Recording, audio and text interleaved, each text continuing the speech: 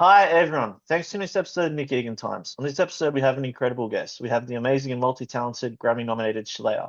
Sheléa is a Grammy-nominated singer, songwriter, pianist, producer, and actress who has collaborated and had the support of some of music's most powerful icons, including Quincy Jones, Stevie Wonder, Rickey Minor, David Foster, to name a few.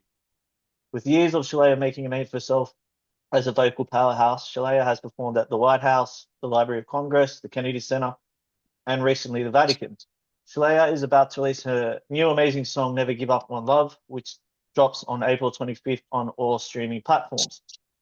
Welcome to the multi-talented Sheléa, and thanks for coming on the podcast. Oh, thank you so much for having me, Nick. You're welcome. All right, let's jump straight into it. Take us hmm back. Tell me about your life growing up, and I guess everything that's transpired to get into where you are now. Wow. So I grew up in this little small town called Bakersfield, California. I was born in the Bay, but I would say moved to Bakersfield when I was about 3 or 4. And a very small town. It's not LA. It's definitely not LA. And so my earliest memories are surrounding music. My mother is an incredible singer, plays piano as well. My dad, an incredible songwriter, self-taught uh, piano player as well. And they, both, although being very religious and always in a church I would say environment. They always encouraged me to pursue my musical, or I would say maybe not pursue, but use my musical talents. But that was mostly based in church. And so I became the church musician at 12 years old.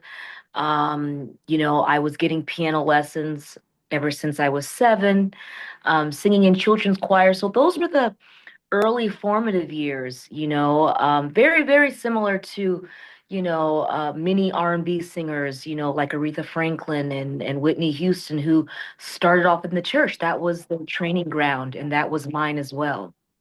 Incredible. Yeah.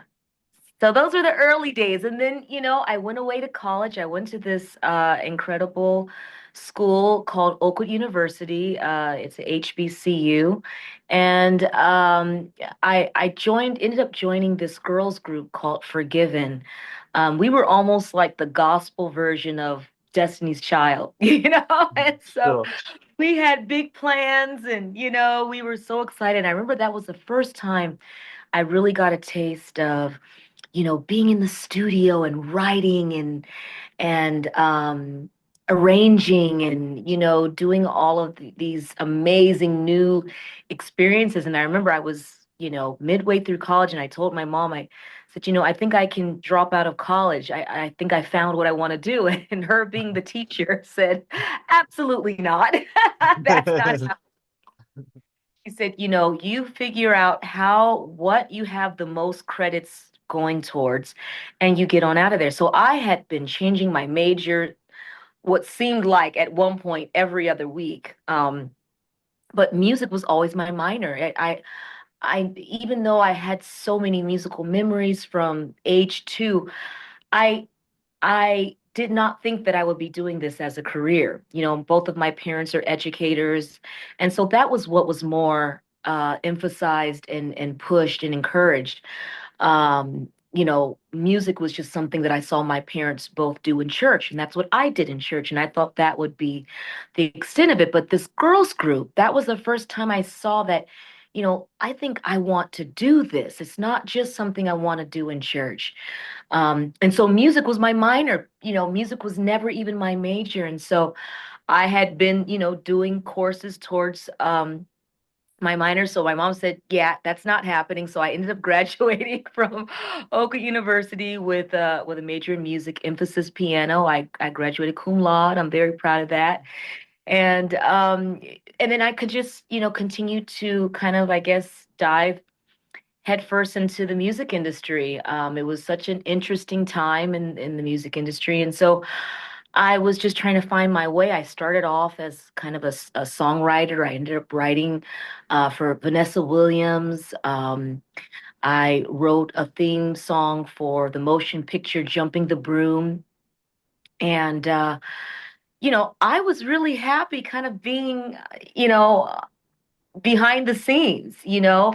The girls group unfortunately ended up disbanding. Everybody kind of went their own way. And that's when I kind of, dove into the music industry any way I could. At one point, I was gonna sign a deal, imprint deal with Brian McKnight, who has been such a wonderful support of what I do. He was actually on my very first album, fast forward a few years later.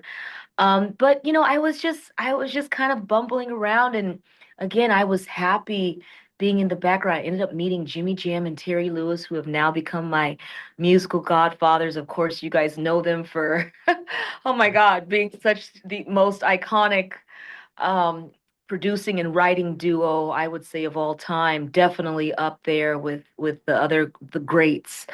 Um, just how much they have done, from New Edition to Janet to Boys to Men to Mariah to, anybody you could think of. And so I met them. So I was kind of writing. I was writing in the Flight Time camp, and I was a part of the Flight Time family. And then I started, writing on my own, and that's when I got my credits with Vanessa Williams. I co-wrote a song with an incredible writer named Phil Galdston, who got Songwriter of the Year. He wrote Save the Best for Last. So just incredible people I was surrounded with. And I kind of, I guess you would say I got my big break.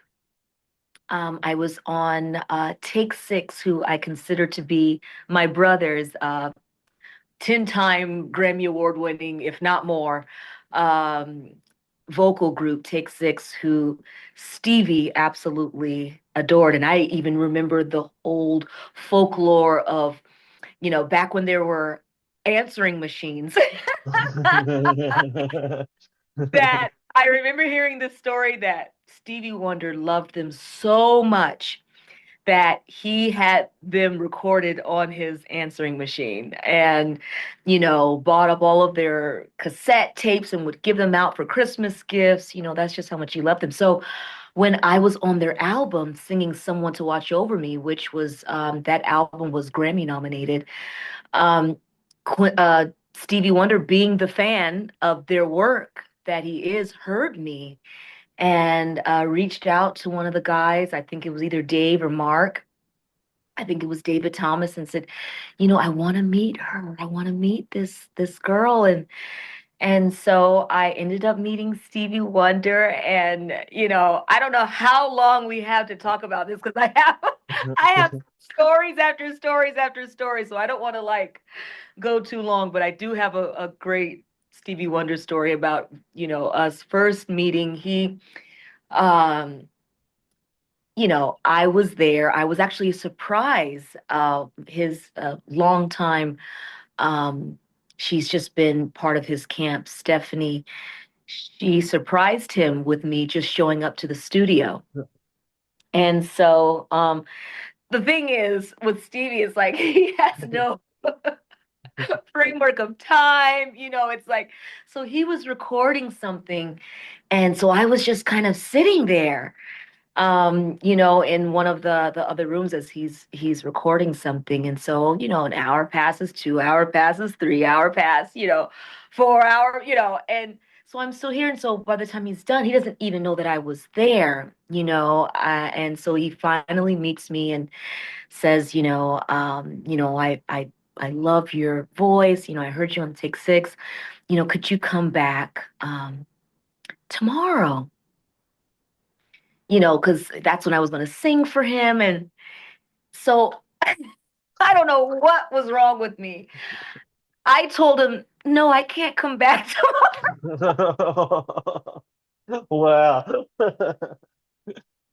In their right mind, tell Stevie the Wonder no.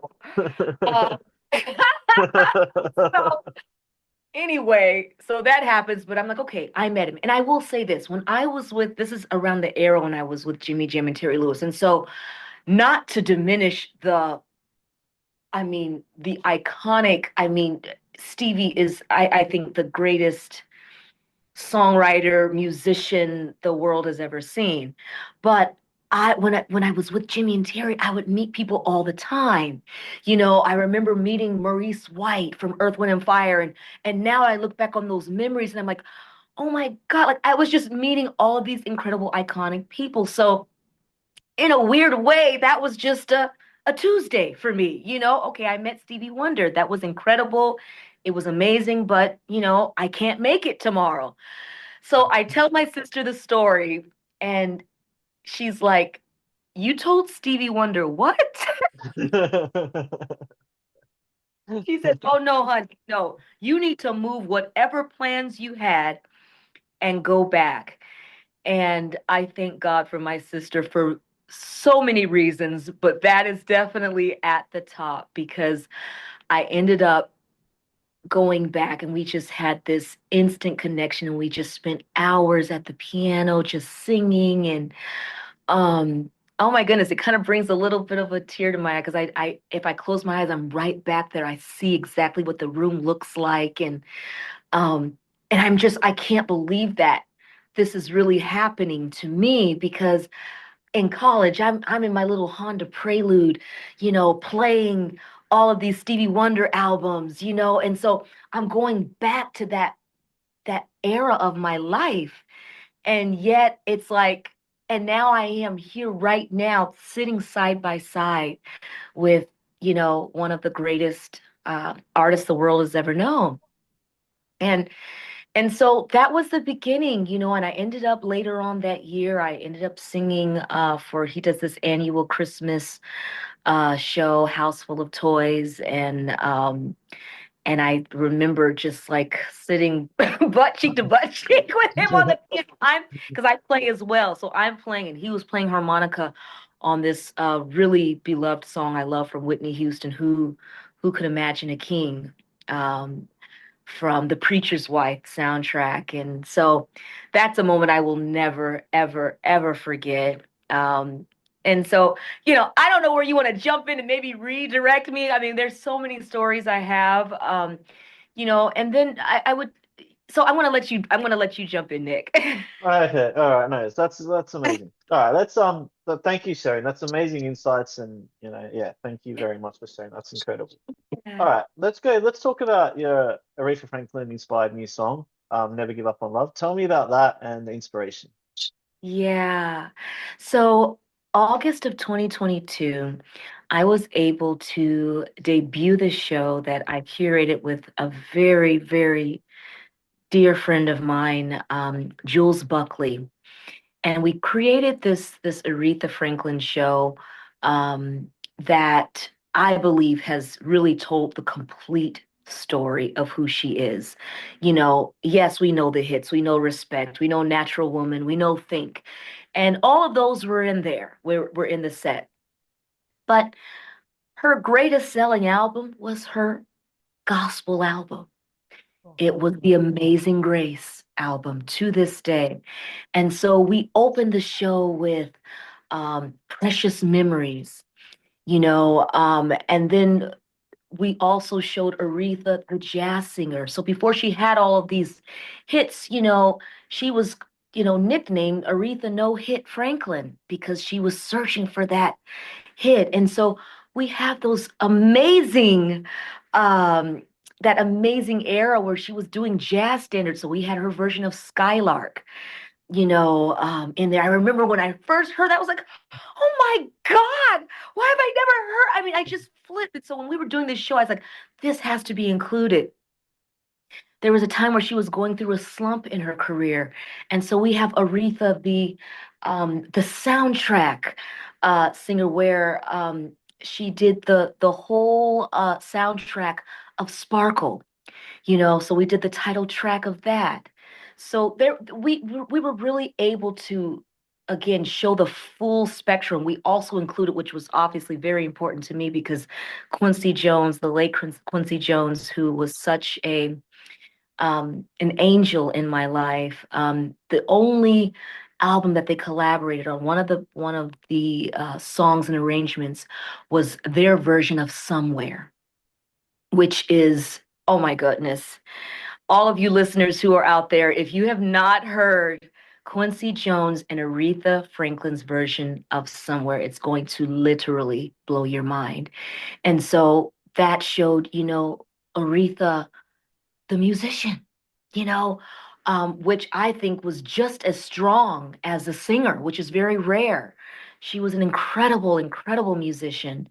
And so just being immersed, creating that show, I just thought to myself, man, what kind of record would Aretha Franklin make right now, Yeah. in 2025? And so Davey Nathan, another wonderful dear friend and collaborator, we ended up writing this whole album.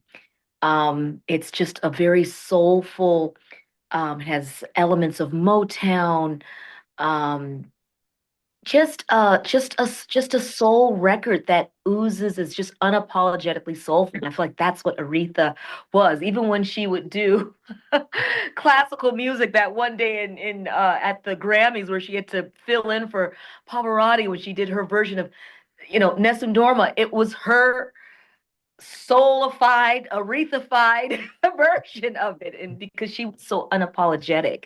And so that's what this whole album is. And so this particular single is very much Aretha inspired, Never Give Up on Love. And it's a personal song because, I have found love, and I have had, my dad and my mom both always encouraged me to never give up on finding love again. And so I feel like now more than ever, people are going to resonate with that message of never give up on love. And yes, it's a romantic song, but it's also can be anything. Never give up on whatever you love, whether if it's you want to go back to school, or you want to keep trying for a baby, or just whatever you're passionate about. This song is just for you to say, I'm never going to give up on what I love or who I love. Tremendous. It's an amazing song. I love it. So thank you. Thank you. Thank you so much. And we got Corey Henry, Grammy, multi-Grammy award winning Corey Henry, who's featured also playing organ on it, and just some also amazing, amazing musicians that are playing everything live with it. Yeah. Wonderful. You've told me you've performed at the White House twice. Tell me about that experience and obviously performing in front of the Obamas. Oh my goodness. So yes, okay, so I will try to be brief for both of them, but I will say both of them were so unique in what I experienced. So the first time I went, I was doing a tribute to Burt Bacharach and Hal David, which was just so amazing. I ended up singing Anyone Who Had a Heart. Oh, just, just it was just a magical time. And so I brought my dad, which was so important for me because my grandmother, which is his mother on my father's side, um, she was raised in the South, Birmingham, Alabama. So they lived through the civil rights movement, and in fact, I ended up finding out later that my aunt Lenora, her classmate, was one of the four girls that was bombed.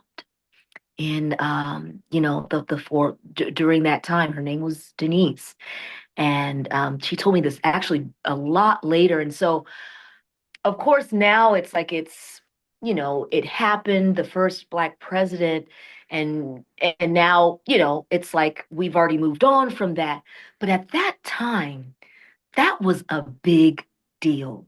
That was a really, really big deal, and it was such a big deal to my grandmother, who thought that she would never, ever, ever see the day.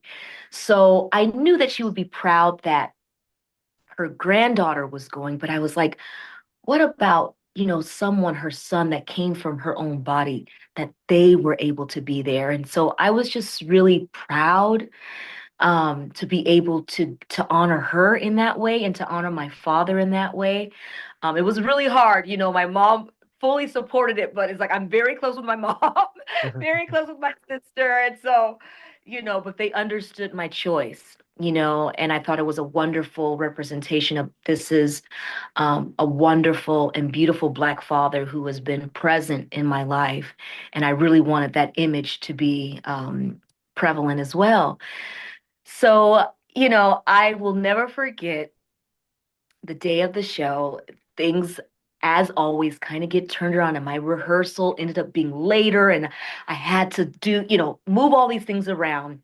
So I ended up being late to the the little, I guess the opener that you would say of like when you get a chance to like meet the president and first lady, and Burt Bacharach was there. Unfortunately, Hal David was ill. He hadn't passed at this time, but he was ill and wasn't able to be there. And so it was raining. I'm losing it. Just like I feel so horrible because I bring my dad all the way here. He's not gonna get a chance to meet. I really didn't even care about myself, but I was so disappointed. So we get there and it had run late because there was some type of announcement that President Obama had to do that day. And so it had pushed everything. So we finally get there and we are last in line. That whole line, it was like the receiving line to get the photo op and to have some moments with them. So we finally get there and we are the last ones. And, I remember what it felt. I know what it feels like when you're smiling so much and your cheeks just kind of like start to hurt a little bit. Yeah, And so yeah. I was imagining, okay, they will be relieved that we're the last one. So now after this, now you can kind of relax. So I remember saying to them as we were walking up to them, I said, okay, we're the last ones, like, you know, you guys can relax after this. And I will never forget what First Lady Michelle Obama did. She opened her arms and she said they saved the best for last. And she just Oh. gave me the biggest, warmest, sweetest hug. I will never forget that moment. And then President Barack Obama, he was like, "Oh, so I hear you got an album coming out. I hear you're about to blow up."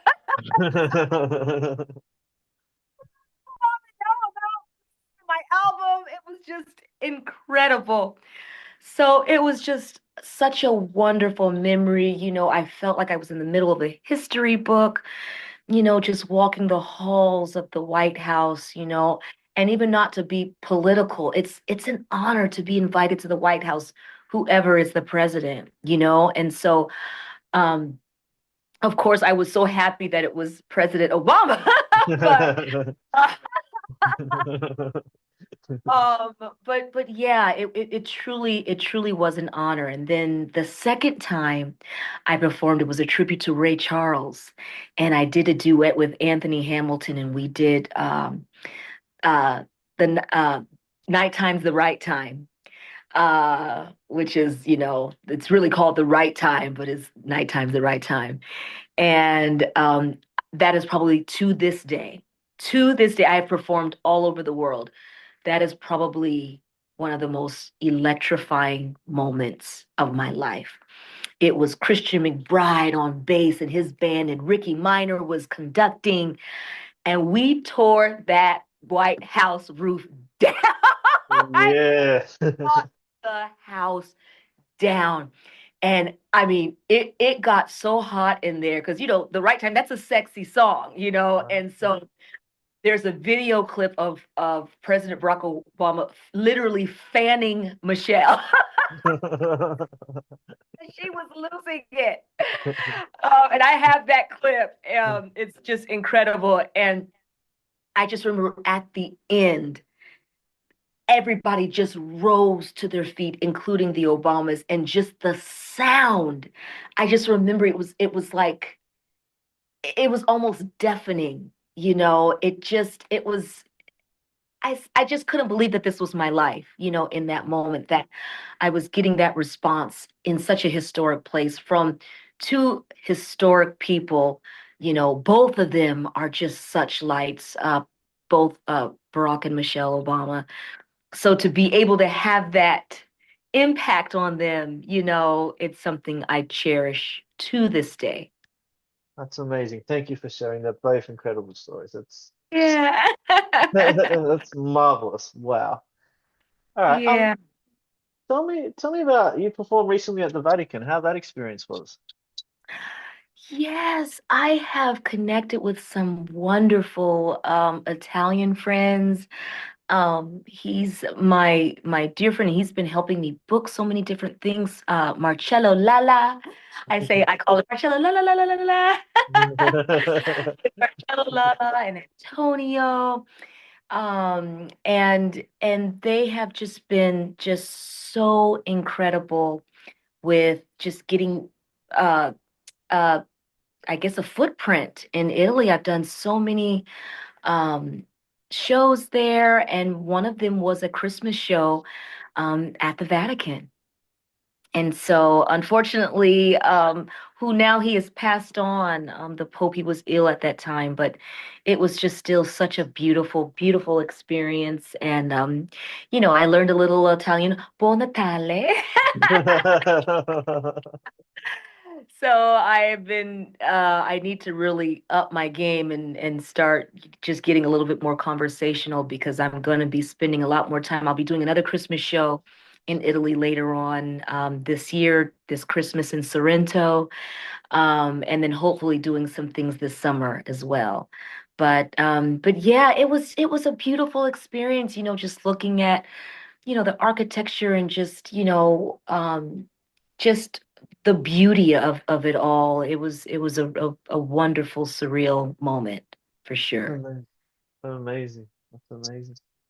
All right. What do you want your legacy to be? When you look back in your career, what would you like your legacy to be? Wow.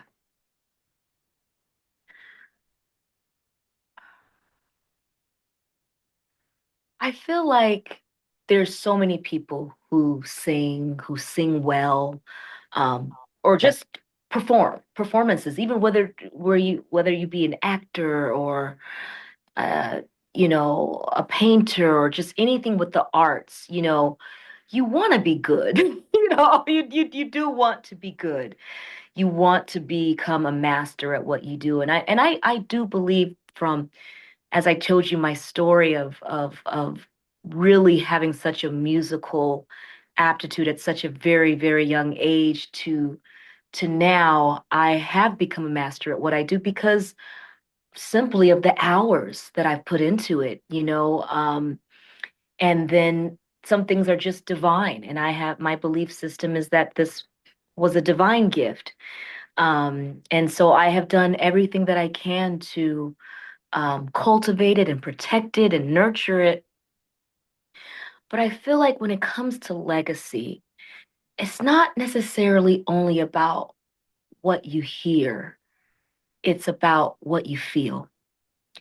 And so I feel like when I look at the greats that have gone on before me, Aretha and Whitney and Barbara Streisand and Sandy Patty, Stevie Wonder, it's about what you feel, you know? Yes, they sound great, but you can sound great, but it doesn't necessarily make you emotional. And so I think what my legacy is, what I would want my legacy to be is that yes, Sheléa was an incredible singer, but she always made me feel something. She made me sad. She made me happy. She made me think. She made me reconsider. She gave me courage to leave a relationship. She made me hold out hope. I want people to feel my heart and what's in my heart. And I want that to be what is most what they take away from experiencing me. That's amazing. Thank you for sharing. Wow. Thank you. If you were 18 again and you could change anything, it could be personally or professionally, what would you change? Oh, wow. I don't think I've ever been asked that. So say it again, the whole If thing. I you just were, want to if understood. you were, yeah, if you were 18 again and you could change anything, it could be personally or professionally, what would you change?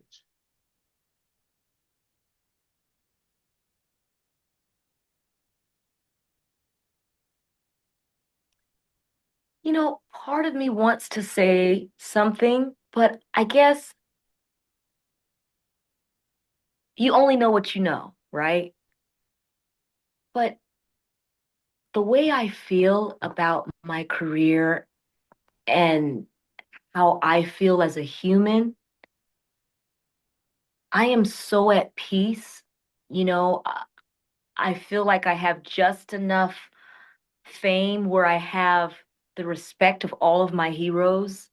Um, I get to do everything that I love to do. I think, if anything, right now, I would want to just do it more often and more, if you want to add a few zeros to it, but I really don't need the zeros either, to be honest, and so I get to perform in Germany and 17,000 people show up with a big band. I don't know if I would change anything because I want to get to where I love where I am. And yeah, there are times where I am frustrated and wish that certain things were happening. But I think people who are, at the very, very top feel those things. That's a human thing to feel frustration and thinking that, wondering why this didn't happen or what you could have done differently for this or that. So even when you quote unquote arrive, even what I'm existing in right now is someone else's arrival. Like, oh my God, I can't wait to do what Sheléa does. So, you know, I really don't think, at least right now, I don't think I would change anything because I just love where I am and I've loved every part of my journey. I mean, who gets to say that Quincy Jones was their mentor? Who gets to and I got to travel the world with him. And on his very last birthday, I sang to him because he asked me to be there. Um, oh God, I'm sorry. Um, who gets that? So no, I wouldn't change anything because I've been so overwhelmingly blessed in my career to still do what I love and still, even after all these years, even after frustration and setbacks and things that, you thought were going to help and didn't, or timing is this, or, you know, I am exactly where I need to be right now. And it's a beautiful thing to be able to do what I love and still have that childlike love for what I do. And that above everything else is what I'm grateful for. Amazing. That is an incredible insight you shared. Like, wow, that's amazing. Oh, thank you. Um, Sheléa, thank you so much for coming on the podcast. I do appreciate it. It's incredible everything you've achieved and obviously the trajectory where you're going. It's just amazing. Yeah, thank you very much for coming on. Thank you so much, Nick. You were so wonderful to talk with, and I hope we can do it again very soon when I have something else coming out. We will always do it. I can't wait. I love it. I love it. Okay, well, have a wonderful day. Thanks again. Thank you so Have a great much. day. See ya.